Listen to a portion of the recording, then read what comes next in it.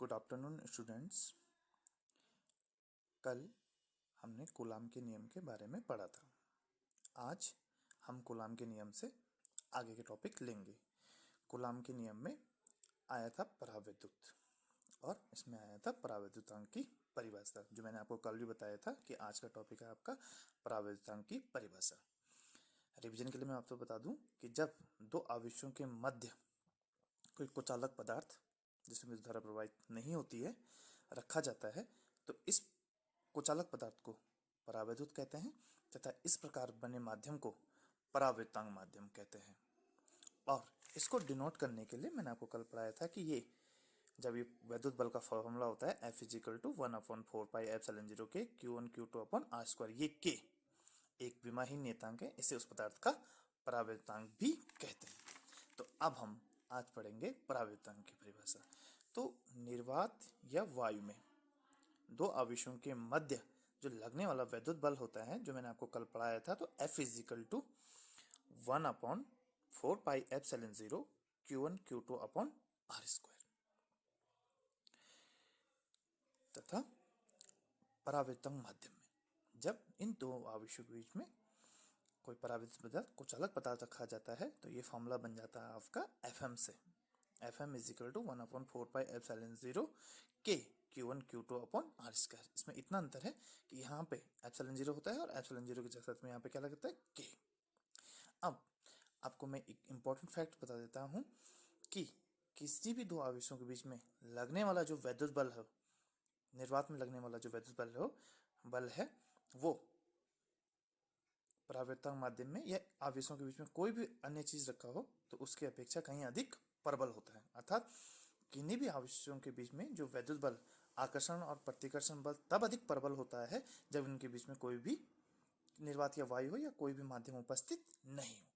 तो समीकरण 1 ये है आपका, और इसको समीकरण 2 से डिवाइड करने पर तो ये हो गया आपका समीकरण 1 में F, ये हो गया F/Fm = आप इसको सॉल्व करेंगे। यहाँ पे मैंने आपको सॉल्व करा नहीं है तो आप में करेंगे तो 4πε0 से 4πε0 कट जाएगा, Q1 Q2 से Q1 Q2 क्लैश हो जाएगा, R² से R² कटेगा तो आपको मिलेगा F/Fm = K।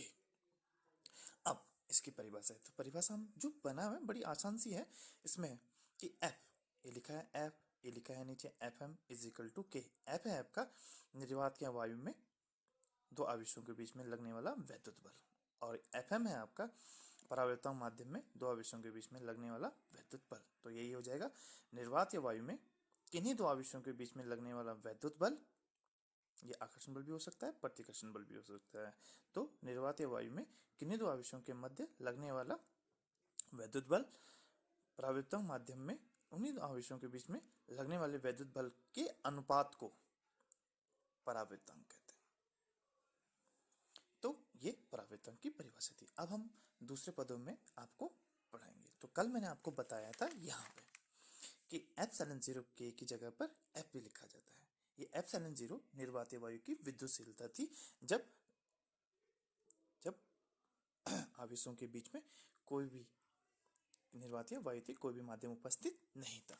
अब जब माध्यम उपस्थित हो तो इस पे ε0 K की जगह पर क्या लिखा जाता है, F की फॉर्मूला होता है, उसकी जगह पे ε0 K की जगह पे क्या लिखा जा सकता है, F भी लिखा जा सकता है।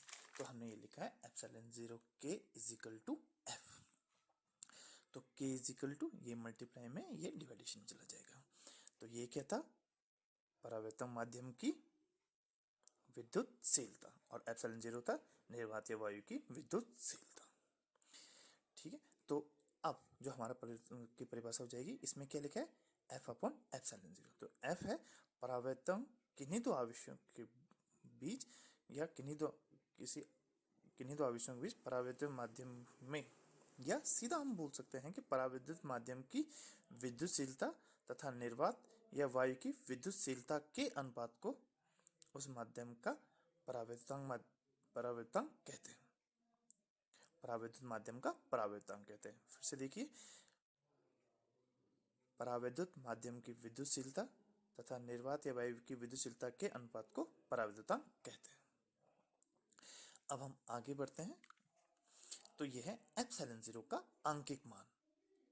तो हम इसको निकालने के लिए आगे बढ़ते हैं। तो हम जानते हैं कि वी नो दैट कि 1/4πε0 इज इक्वल टू, जिसकी वैल्यू होती है 9.0 इंटू 10⁹ न्यूटन मीटर स्क्वायर पर कूलम स्क्वायर।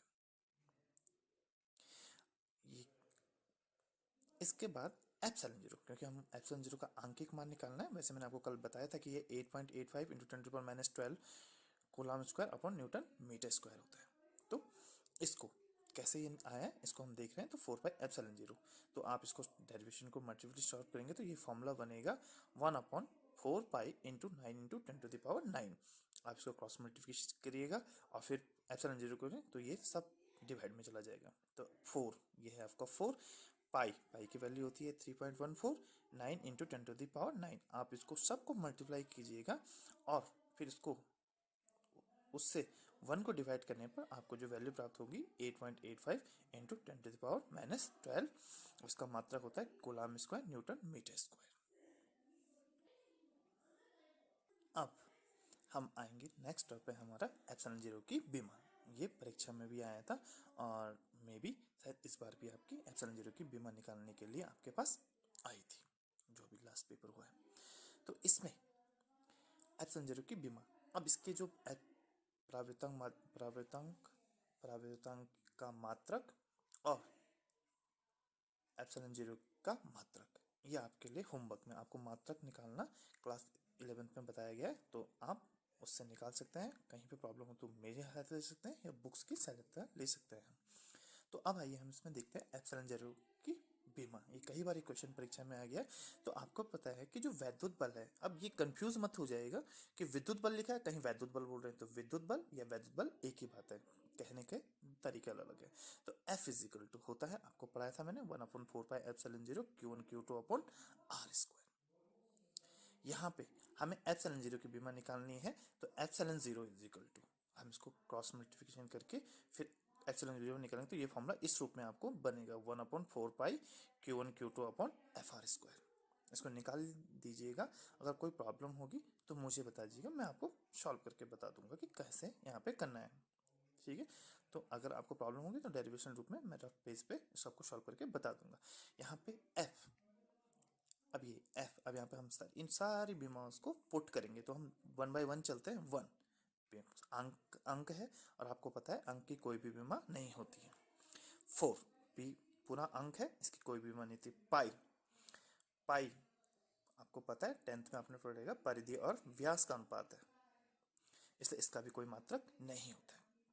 इसकी जो वैल्यू होती है, आंकिक वैल्यू होती है, पाई की वैल्यू भी 3.14 होती है, आंकिक वैल्यू होती है, इसलिए इसका भी कोई बीमा नहीं होती है। अब हमारे पास बता है Q1 Q2 upon FR square. तो Q1 आवेश मैं आपको बता चुका हूँ, 80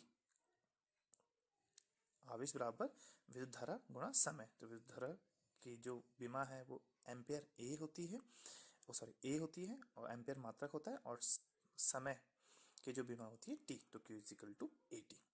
अब है आपके पास एफ की बीमा आप जानते हैं, बल की बीमा होती है MLT-2। आपको 11th में बता रखा है कि कैसे निकालती है। और आर का मतलब है, यहाँ पे था दो आवेशों के बीच की दूरी। तो ये आर दूरी का मात्रक L। तो ये हो गया। अब आप इसको पुट करेंगे, Q की जगह पे AT, फिर Q2 की जगह पे AT, फिर ये तो बीमाहीन है तो F की जगह पे आ गया MLT-2, और आर स्क्वायर की जगह पे हो गया आपका L स्क्वायर। अब ये ये आपका A स्क्वायर, टी आपका T स्क्वायर, M ये L स्क्वायर है, यहाँ पे L की पावर 1 है तो L की पावर 3 हो जाएगा, और T की पावर -2। अब हम इसको ऊपर लिखेंगे। आपको पता है कि बीमा हमेशा MLT के रूप में लिखा जाता है, इसलिए M, देखिए यहाँ पे इसकी पावर कुछ नहीं है तो 1 मानेंगे, ऊपर जाके हो जाएगा M-1, इसे M इनवर्स भी पढ़ते हैं। अब यहाँ पे MLT के बदले में लिखे तो L की पावर 3 ऊपर जाके हो जाएगी -3। इसके बाद T की पावर -2 है, ये ऊपर जाके +2 हो जाएगी, तो 2 + 2 T की पावर 4, और आपका हो जाएगा A स्क्वायर है तो ये हो जाएगा। तो इसके एप्सिलॉन 0 की जो बीमा है हमारी वो हो गई है M inverse L-3 T⁴ A square. तो ये एप्सिलॉन 0 की बीमा थी।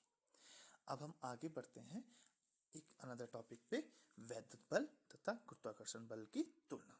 वैद्युत बल किन्हीं भी दो आवेशों के बीच में लगने वाला बल वैद्युत बल कहलाता है। और गुरुत्वाकर्षण बल किन्हीं भी, ब्रह्मांड में न्यूटन का नियम आपको 11th में पढ़ा रखा है, ब्रह्मांड में किन्हीं दो पिंडों के बीच में लगने वाला आकर्षण बल गुरुत्वाकर्षण बल कहता है। जैसे पृथ्वी कोई किसी भी वस्तु को अपनी ओर खींचती है तो वो बल कौन सा बल कहलाता है? आकर्षण बल होता है।